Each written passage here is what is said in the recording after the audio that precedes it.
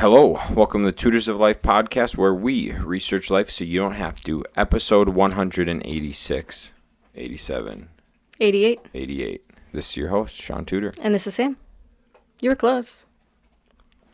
Within a couple. You know, I numbered AJ's episode wrong, and no one said anything. People probably don't know. Is it still numbered wrong? No. I fixed it like after a couple of days. Sweet. But yeah, we had two 81s in a row. 181? Rookie. Did I say 82 though? Was I right in my... Yeah, and the podcast was right. Sweet. There is way far back two of the same episode. So we are actually, I think, one off. Ha ha. That's fine. We'll just call it a redo. Yep, pretty much. What's up? So what can we eat at Beat-Ups? Not really wings, right? No. I'm thinking probably some sort of burger or chicken without bun. And I know they have potato. Oh, yeah, they have Some sort of potato. Yeah. Not fries. Not fries. Maybe sweet potato fries. Yeah. I'd be down for sweet potato fries. Yeah, if they have those. So like sweet potato fries and like a burger without a bun. It's probably what I'm going to end up eating. Yeah. And water. Do they have burgers? Yeah. Oh, yeah. Okay. Yeah, maybe. Yeah. I just never have gone to Buffalo Wild Wings without... Getting wings. Yeah. Yeah. And that's not going to work. But yeah, I think a burger or chicken. But I'm always so fucking leery of getting chicken at places. Especially after last week. Dude, always. Like, I don't know. I got food poisoning last week. I've never fucked up chicken. Yeah. Let me say that again. I've never fucked up chicken. How do restaurants fuck it up? I don't know, dude. Scares the shit out of me. How many times, like, I get chicken sandwiches, like, everywhere. Yeah, but you always get the crispy chicken sandwiches, Yeah. which almost always already come cooked. They just have to be reheated.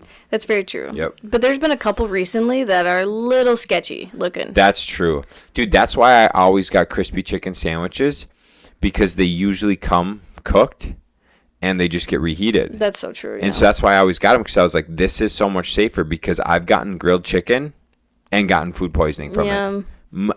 Multiple times. Yeah. From different restaurants. Dude, miserable. Fucking dude, people.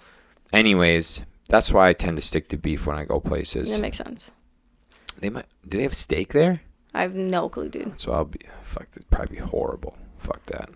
Anyways, we'll tackle that bridge when we get there. Maybe we'll just end up eating fucking water. Yeah. And a potato. Yeah. Dope. Let's see here. What's happened in your past week? Looking at buying a business. We have to sign a confidentiality thing today. Okay. But I got the numbers in hand, and I have yet to have time to review said numbers. That's so sad. So I'll probably, and I know I'm not going to have time tonight, so I'm going to be getting up at 5 a.m. to review numbers. Nice. Which would be fun. What do you like doing more at 6 a.m.? Walking or going to the gym? Walking 1,000 times. Really? What do you prefer? I think I like the gym. Really? This is what I noticed, and this is why this is my answer. I get up and I have this weird limbo time from 5 to 5:30 where my brain's trying to turn on. And this morning at like 5:05, I sat down to write my blog, and I fell back asleep sitting in my chair because my brain didn't have time to like reboot. Wow. So I like fucking shook it off, and I was like, oh my God. And so I was like, oh, I can't sit, I can't read, I can't type. So I went to the kitchen and I opened the dishwasher, and the dishes were wet. So I'm like, fuck. Okay, what am I doing? So I was like, well, grab my phone. And I went on and looked at cars. And so I looked at cars for like fucking 25 minutes. And I was like, all right, my brain's ready to go. And I was like, fuck, now I got to cook food and get ready for the gym. And so I did that. And then it made me realize at like 6:15 then, when I'm like running late, leaving the house at 6:15 because you're already down at the gym at that time, it dawned on me. I have to wake up and put on my toast and get ready and get everything ready at 5 a.m. And if I did that and I had everything ready toast eaten, everything, which is very difficult to do because eating in the first 30 minutes of waking up might be the hardest thing to do. Oh, yeah, for sure. And I was ready at 5:30. I would like the gym more. Mm-hmm. It's the trying to get my brain fucking going and then running late to get to the gym, to come home, running late to get shit done. And then I just don't like that. This is what I would prefer to do. Get up, get ready, get everything ready for the day. Mm-hmm. Go for a little dub, not a full one, Mm-hmm. but like a 10-minute one, maybe a 20-minute one. Okay, yeah. Come back in, do my office shit and everything until 8. Yeah, Hit the gym at 8. Go to work at 9. that makes sense. If I did that, I believe doing that I could get so much shit done it doesn't make sense. Do you envy me that the fact that I rolled out of bed at 5:45 and was out the door by 6? No, I think it's stupid because then I got to feed the dog.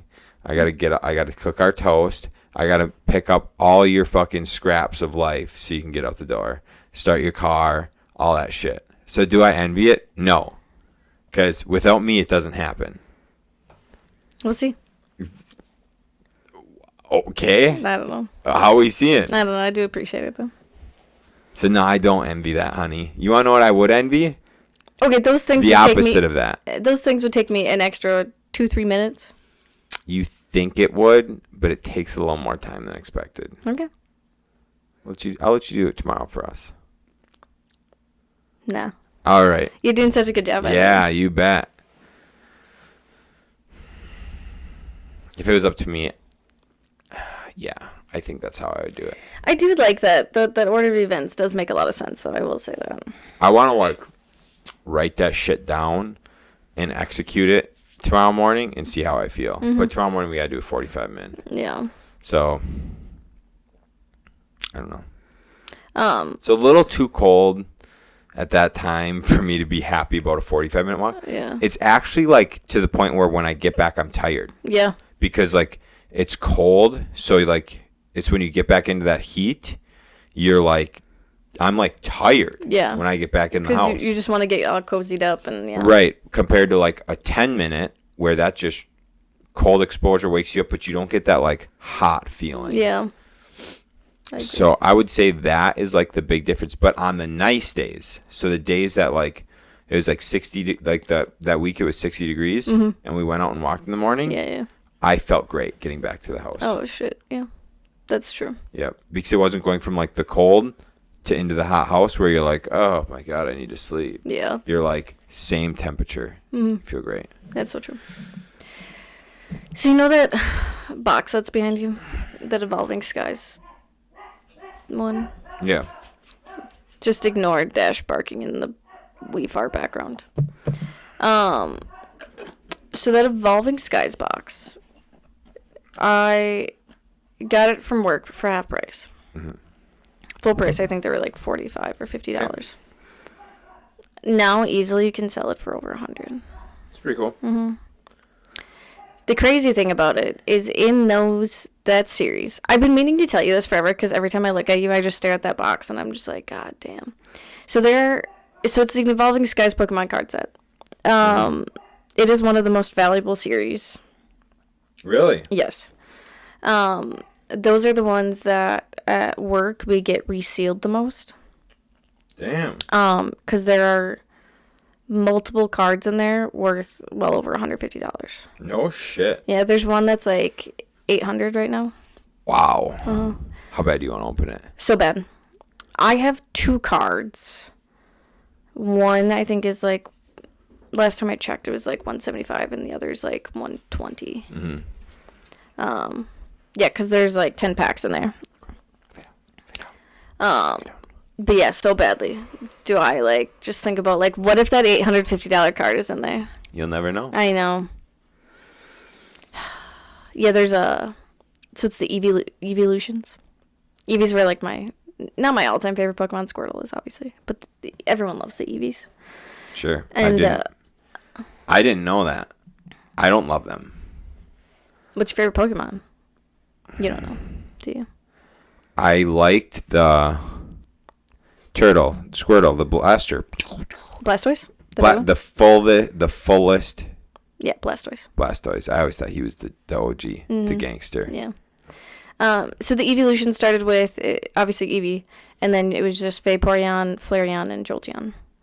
But now they have, like, Umbreon, and Glaceon, and Sylveon, and there's some other ones in there. So I explained trucks to Brooke today, and she, after I explained trucks to her, like half ton, 3/4 ton, 1 ton, and how like drivetrain, chassis, and frame is different and stuff. Yeah. She looked at me with this look, and she's like, nothing. She's like, nothing. You just words even like did anything for me. So what you just did there is how I feel. Yeah, that's cool. But anyways, the $850 card is Umbreon. It's really pretty. Really, really pretty. It's a secret rare. The two that I have are Rayquazas. It's like a dragon thing. Anyways. Okay, dokie. Now that we lost all of our listeners. But I can't nerd. It's my podcast. Our podcast. I can nerd out as much as I want on our podcast. People literally have no idea what the fuck is going on right now. I bet you there's at least one person listening that does. Let us know in the comments. Hell yeah. I'm still posting these on YouTube. They might be a couple days behind, but they're still getting posted. Let us know in the comments in YouTube. So if you're listening to this on Spotify or some shit, and you know anything about what the fuck she just said, go to YouTube and leave a comment. Thank you. And while you're there, subscribe. Yeah. I think we're up to like 18 on YouTube. It's 18 subscribers? Yeah. Fucking killing. I think most of our videos have up, usually have like 20 views. AJ's has the highest views. Our episode on our most listened episode was Trading Time for Money. It's still really 100 listens. Last time I checked. Damn. It's our highest one. Trading Time for Money. If we started doing like those thumbnails and like the taggy lines, you would get a lot. We'd get a lot more. Our second highest is still episode number 3, Motivation. That shit's crazy, dude. I haven't listened to that episode since. I don't think motivation's real. No, yeah. We should listen to that and do a tutor episode. Revisit some of our old That would be topics. fun to re-listen to it and see how many of the things we still agree with. Motivation is so short-term. It's all about discipline. Yeah. Everything is discipline and habits. And I don't think we didn't learn that yet. I don't know if we knew. It's how long has it been? We started in 2021? 2020. Was it 2020? It was 2020. It was... It was in January. It was the end of January. Oh, wait, for real? So was it 2021 of January? It might have been 2021 of January then. When did Shaun and Sax get married? 2021? Yeah. We started our podcast the same time they did. That's and right. then got married almost exactly a year apart. There we go. Yep. Okay. Someone needs to introduce us at some point because it'd just be so funny to be like, hey, Shaun and Sax, this is Shaun and Sam. I mean, they were at the last event we were at, so it's possible. It's possible to meet them sometime. That'd be cool. We'll get there in time. Anyways, yeah, we'll get there. But so, yeah, this has been going on for a little bit. I would love to see. That's really cool because why that's cool. Motherfuck. Who is it? Just put him on speakerphone. It's AJ. Oh, put him on speakerphone. What's up, bro? We're podcasting. You're live. Oh, hey, we got for whatever reason, when you sent that back, it auto-dated to tomorrow for some reason. So Interesting. I am going to I'll write in the number or the date. Okay. So it's just a hard print, and then I'll have you guys just resend that sheet. Sounds good to me. It'll be a little bit because I'm not trying to find a turkey, but I'm sure I'm not too stealthy now answering my phone. So I wanted to let you know though, so we still get it in tonight since it's binding acceptance. Sounds great. Love it, my man. Talk to you later. Yep, we'll see you. Thanks. Bye. So what else is news? We have an accepted offer on one of our flips. Yeah. And AJ did the wonderful duty of listing it for us. Yeah. And it phenomenal. It went really well. So we did AJ's idea was to do a coming soon to build like a frenzy so people knew. And it worked out to do it perfect because the house was ready for listing Friday, but him and I had our event Saturday, and we both agreed we didn't want that shit show during the event. Yeah. So AJ was like, hey, this is my idea. Coming soon Monday gives people all weekend to see the house, drive by if they want to drive by, and then sign up for showings. So we did that, and I think Monday we had 13 showings alone. That's insane. And an open house that I think he said around like 20 people showed up or something like that. That's pretty good.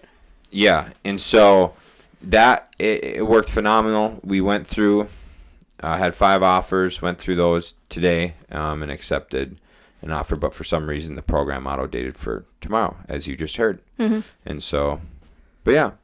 That's cool. Yeah, really cool. Super excited about it. So, the market's actually crazier here in Eau Claire than it has ever been. Yeah, and I think one is the influx of people from Minnesota coming. Plus, they just named Eau Claire. What did I tell you? It was one of the top 10 most underrated cities in the U.S. We're on that list because they call us. Oh, they're calling us the next Austin, Texas. Shut the fuck up. Yeah. What? Yeah, they're calling us the next Austin, Texas. Makes me think I should buy more real estate. Yeah. And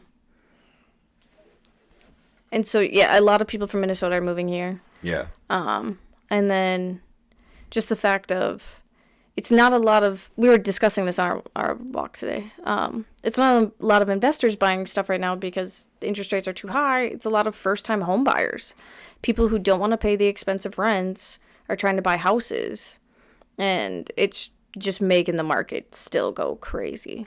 Because not many people are selling. Because last year, it's something like 70 or 80% of homeowners have a loan in the in or under 3% now. I suppose a lot of people probably refinanced during that period. So it was the biggest refinance ever. And I think 70% of the population with mortgages refinanced. That's insane. In that time. And so here's the thing. The last 2 years you decided to refi, you're down to under a 3% or under loan.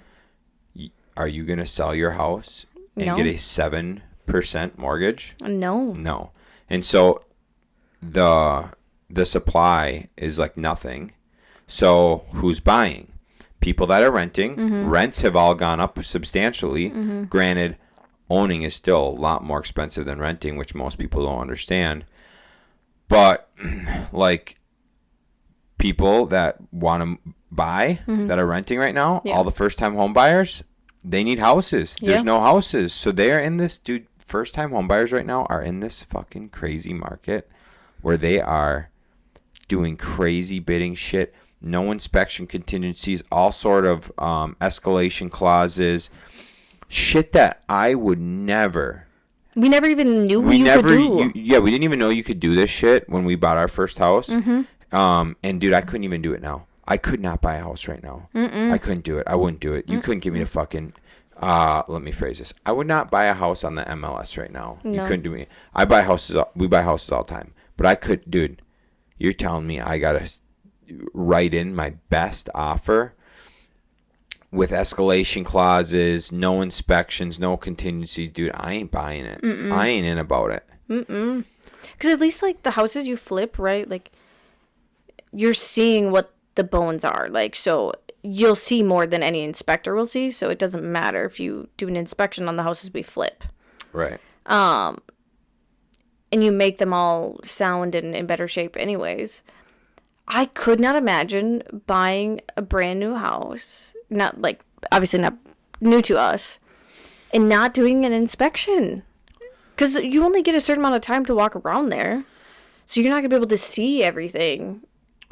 Well, not only that, dude, the houses that we buy that we don't do inspections on, I'm usually buying around 60% of ARV. Right. And so if something goes wrong, you have plenty of cushion. I got a buffer, dude. Yeah. A lot of stuff like, so I was talking to there's a couple flippers moving to the area, and I was talking to them, and we were talking about like systemizing. So like systemizing so that you using an estimator, a rehab estimator, like Rehab Estimator Pro, using something like that so that you don't miss anything. And I was like, yeah, guys, and because they said like, oh, we've definitely missed things, and I was like, oh yeah, like I've missed a kitchen before, like I've forgotten to write down a kitchen, and they're like, oh my God, that had to really eat up the profits, and it's like, well, I mean, it took a little hit, yeah, it definitely took a hit, but like for me, I get that shit done at cost. Mm-hmm. They're hiring out subs for all their stuff. Yeah, true. And so like me missing a kitchen, I was like, yeah, sure, it sucked, but I didn't lose money because I have so much buffered in that like I turn down a lot more deals than I accept just because I would rather take investor work and make like that similar money than take flip work just to stay busy. Right. I'm only doing flips that are like, oh yeah, this is really worth my time. Mm-hmm. Like this is really worth us doing it. Mm-hmm. And so if it's not like if it's not like really good properties, I'm just very risk adverse is what I'm saying here. Yeah. Very risk adverse. Yeah. So, but people that are trying to do volume, like those guys did 40 flips last year. People trying to do volume, they lose money on houses. We ain't never even come close to losing money. That's insane. Which, you know, that guy that does that rehab show that you like with the fake lips? Tavion or Tavi. Oh, Flip or Flop? Yeah, what the fuck's that guy's name? Tarzan or some shit? Yeah, I don't know. I'm not a huge fan of it. He's got like Botox and like fake lips and shit. Yeah, cheated on or beat his wife or something. Some shit. Ex-wife. Anyways, that dude said if you aren't losing money on houses, you're not flipping right. And he's like, you should at least be losing money on one or a couple deals a year. And I'm like, He also says to fucking put drywall over top of lath and plaster. Dude, we've done that a couple times after watching that. It's a shit show. Didn't one like person make you take it off? Or like told you like no? Yeah, we brought in a drywaller and he's like, nope, ain't fucking doing it. We're like, God damn it. Mm-hmm. So we stripped it. Is that Cameron? Yeah. Yeah. The thing is, dude, and it's really good. It's a really good thing we did. And it's almost always good to do it. Here's why. We stripped it. They didn't have a header. Mm-hmm. So by us stripping it, we're like, holy fuck, there's no header. So we put up a header, put sonotubes in the ground so that, you know, the house had already dropped maybe like 3 inches. Mm-hmm. But we were able to put that header up and put the sonotubes in. So that house, it ain't moving. Yeah. It ain't. There's no more inches. Yeah. It's there. And then we did the same thing on the other side of the house. We took out that bay window that they didn't put the header up on. Yep. Put a header up and then did a straight wall. That fucker ain't moving now either. Mm-mm. And so, yeah, if you want to do it right, you really should gut it. Yeah. I mean, there's so many times, like, I mean, we've said Shaun likes to do quality work and, like, actually fix houses. And there's just been so many times that, like, you try to do just, like, the lipstick way, and then you just can't. Like, you're just like, no, we have to just do this the correct way. And it's come out, I mean, good every time you have. Dude, no bullshit. When you try to shortcut, we usually get fucked. Mm-hmm. Well, dude, I look at it. I look at some of the lipstick jobs some people do, and then they just struggle selling their property. Mm-hmm. Struggle selling their property. The best thing I shouldn't say that. The best thing I learned about flipping from Josh and Audrey is they said they flipped through like the worst markets. Or like the worst market, like 2012, they were flipping in 2012. Yeah. So not the worst, I think 08 was probably the worst. But they were flipping in a pretty slow market. They said they never once had an issue selling a house because they always made it so that nothing had to be done. Yeah. So when first-time home buyers walk through, they don't have to do a fucking thing. Yeah. And then they staged. Mm-hmm. They also did inspections beforehand, didn't they, back then? Some of them would, yeah. They would do a pre-inspection, which I don't do that. Yeah. And then the last thing they do is they would price it. They would price it like a little. They'd price it to sell. Mm-hmm. They wouldn't price it over.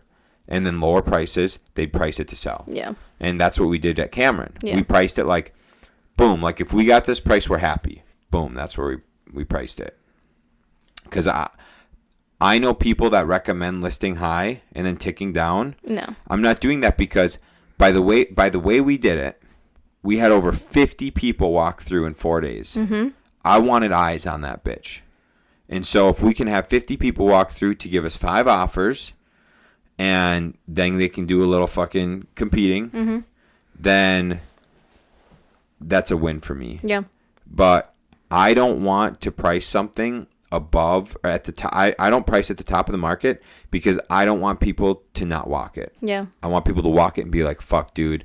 In comparison to all the other houses, it's got a new kitchen. It's got new trim. It's newly painted. All new floor coverings. New bathroom. Oh, look at new windows that are wrapped. Like, I want people to walk that bitch and go, wait, what could we actually do? Like, what would we have to add here?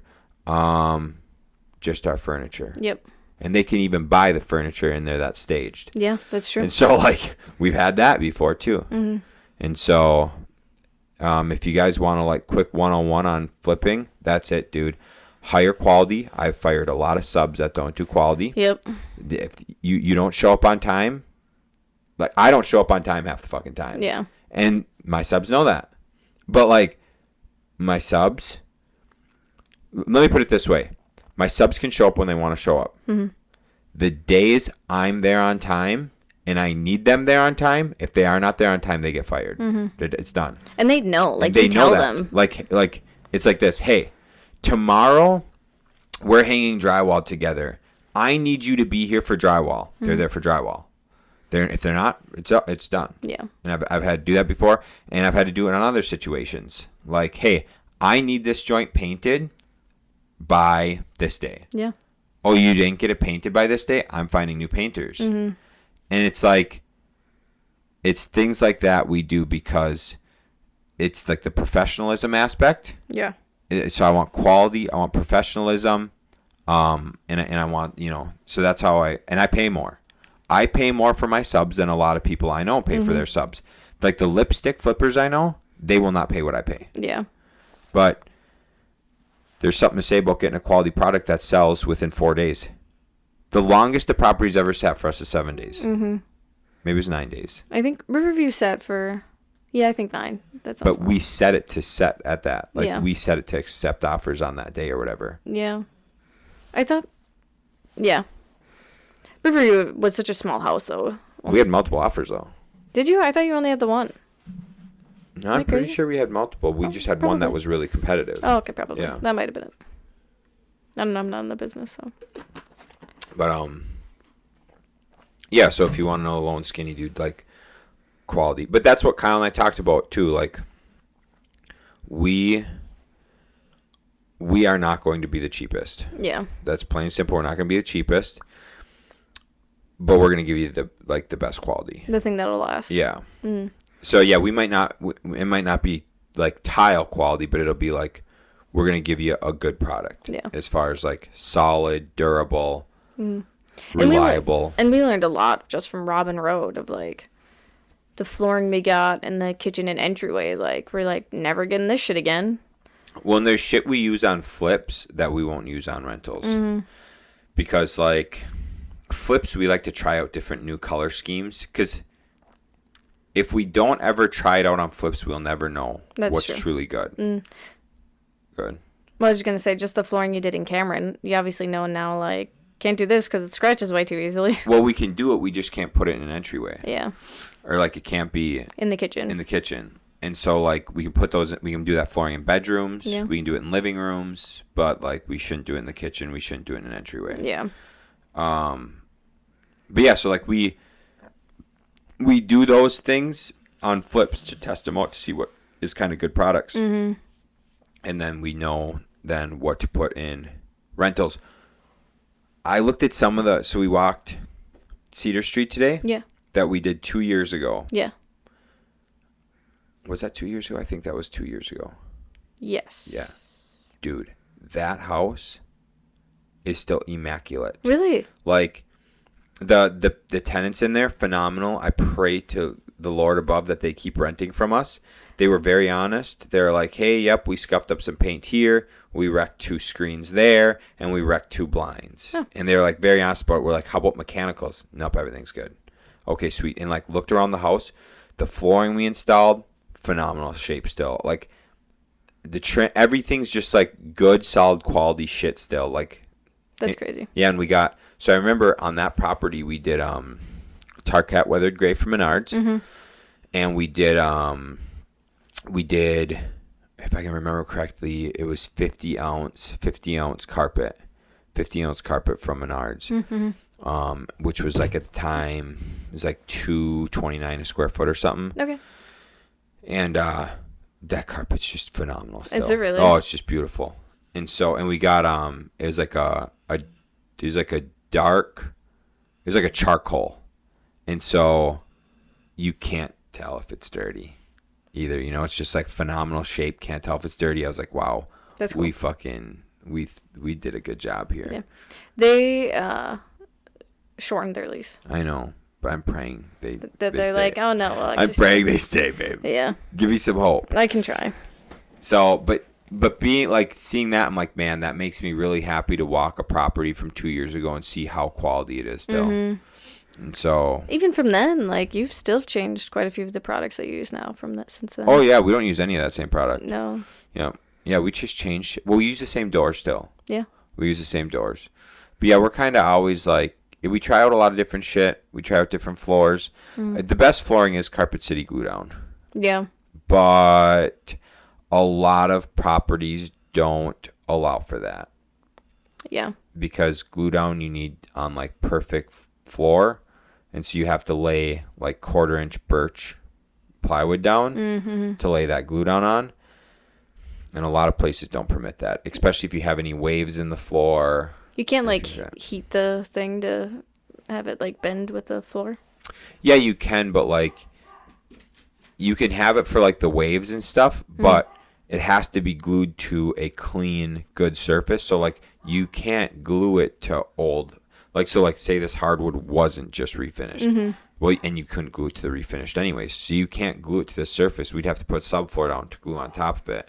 Dang. And so like when you're looking at a lot of these 3/4-inch OSBs and plywoods they put down, you can't glue it to that. Yeah. We tried once on one of the properties. We're like, I wonder if we could do this just for future. We did that at Bergen in the back. It's fucked.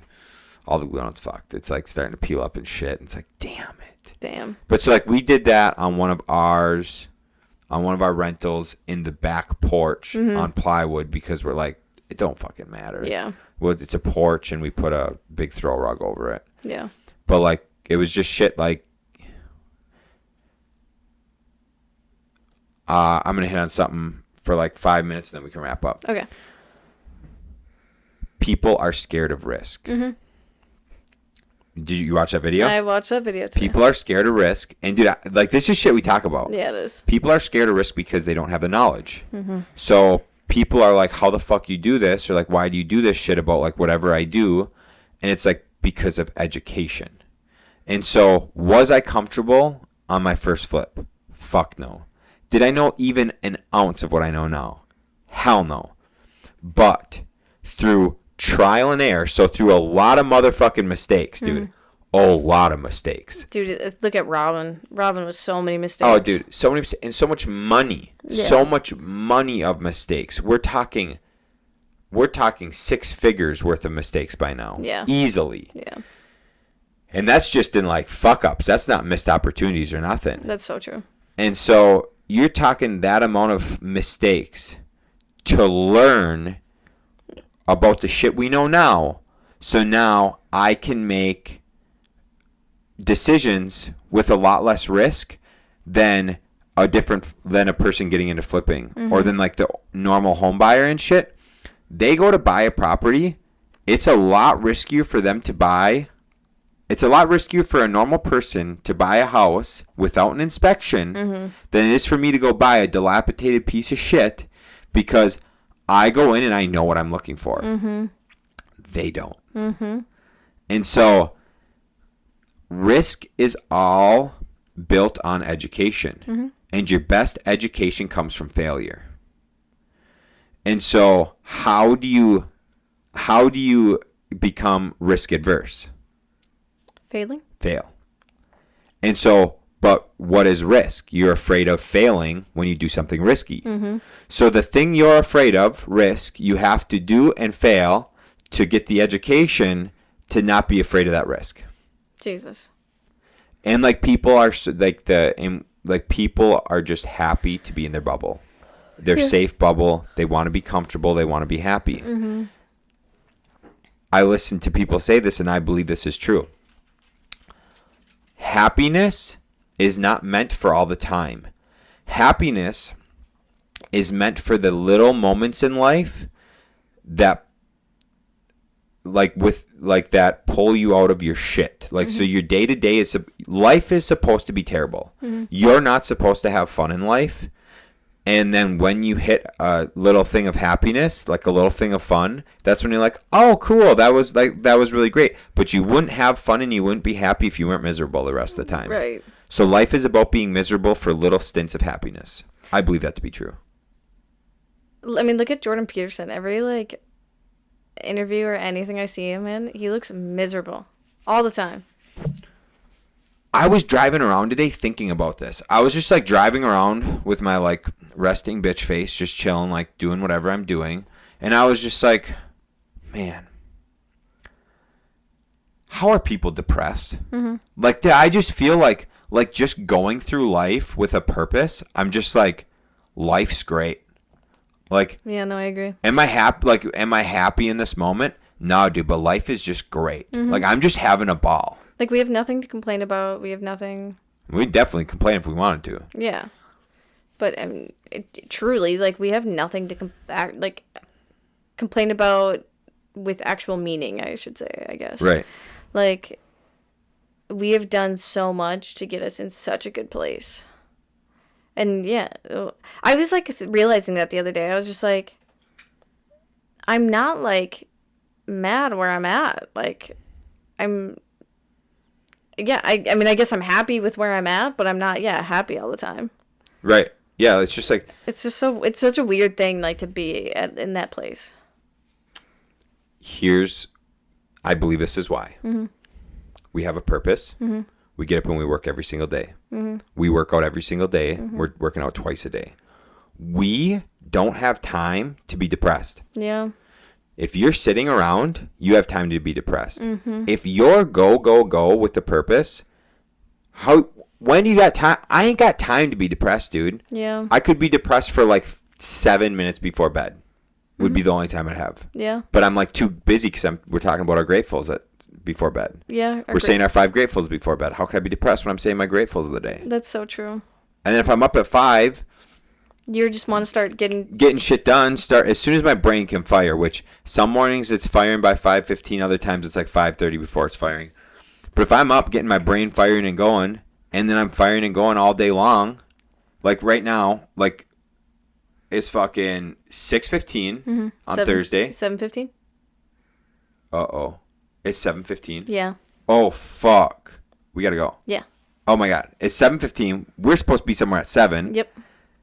I didn't even realize that. And then I gotta come home and blog tonight still. Mm-hmm. Dude, when we got time to be depressed? Yep. All right, guys. I didn't realize how fucking late we were. So Jesus shit. I'm heading out, and we'll catch you guys later. See ya.